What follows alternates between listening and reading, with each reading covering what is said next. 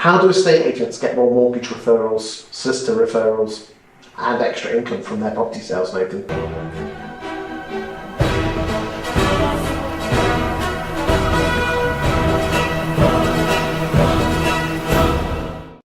First thing I'm going to say is focus. Again, spending a lot of time out there at the moment with various agencies. Because you go in and almost help MDs out, don't you? Look at the big picture, but also drill down. Absolutely right. So I'm looking at it in two levels, probably micro and macro, however you want to call it. We're looking at where does the business look at overall, where does it stand, what are the visions, is that communicated correctly, and probably a reality check on that side of things. Really, sometimes that's good news, sometimes that's bad, but then equally working down to the very minutiae, because it is the minutiae that actually it's the front line that actually generates everything. It's all right having great ideas, but we need to understand the mechanisms that are at play to achieve that, really. Okay, so how do we get more business from our sales? More mortgage leads, more valuation, survey leads, more conveyancing leads. Okay, firstly is focus. It's got to be a focus, and it's got to be religiously focused on a daily basis.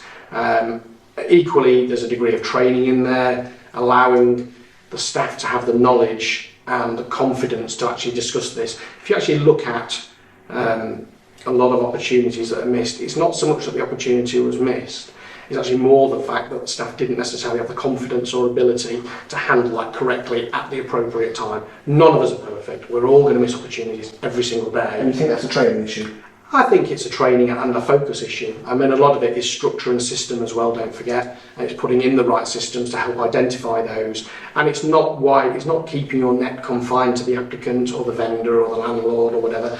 It's actually visiting second stage people, which will be brothers, sisters, aunties, uncles.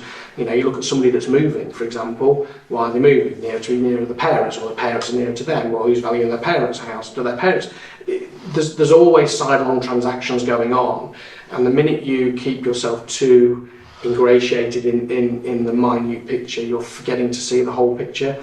You're looking for opportunities. That's what you're looking for, to help people. And you feel, as we as an industry, just focusing on Mr. Bloggs is moving, so and we'll just ask them for a mortgage appointment. I see so many agents saying, "Would you like a mortgage advice?" and then never ask them again. Correct. It is a build-up. Part of that is trust. The person has to. They don't necessarily see you as somebody who can help them with financial services or conveyancing. They see you as somebody that helps with that agree the transaction on the property. They don't always appreciate you can do these other things as well. But unless you're seen as somebody professional and somebody who actually has a degree of knowledge about what you're actually trying to achieve, they won't go down that path. If they're comfortable with you, they're confident with you, and the relationship is there, then actually the leads and the lead generation is a self-fulfilling prophecy. So what you're trying to say is you almost have to build up the engagement and the trust. Correct. In you as a negotiator before you even start mentioning about mortgage appointments. So instead of asking them straight away, build up the trust and probably ask them down the line. Because what happens is they will refer to you more and more as the process goes on. And the further you're holding somebody's hand, the further down the lane you go with them, the more likely they are to go down your route. Sounds very slowly, catchy monkey, build relationships. That sounds a bit old school. I don't think that's ever changed. I think if you look at it, I'm not saying that needs to be a long relationship. I think it's more about identifying the key points. Sometimes you have to strike quickly. Sometimes you have to say, Mr. Smith, let's get you in for mortgage advice. Let's look at the conveyancing.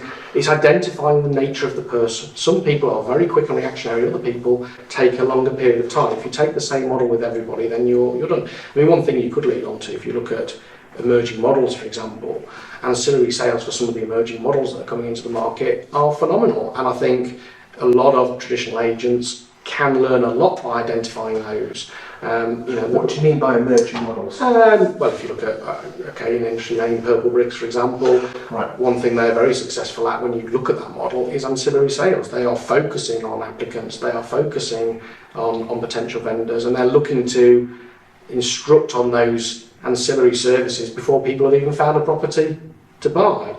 If you look at a lot of estate agency models, what they're actually doing is they're dealing with things like solicitors and mortgage at the point of somebody actually making an offer. So they should have done it probably a few months before, when the property's on the market, build the relationship. I think what you're doing is you're getting the buyer prepared. That's what you're doing. Mentally. and structurally really. And you know, we are now in an all-encompassing, to make the market work, we've got to be looking at an all-encompassing fee, and looking at how you generate it, and probably analysing very carefully, if you do lose opportunities, why you've lost that opportunity in the first place. And again, you can help if there's any independent agents that want to look at their systems. You are a systems man, but an estate agent as well. You can go in and help if required. Absolutely, yeah. Good Absolutely. stuff. Thank you very much. Thank you.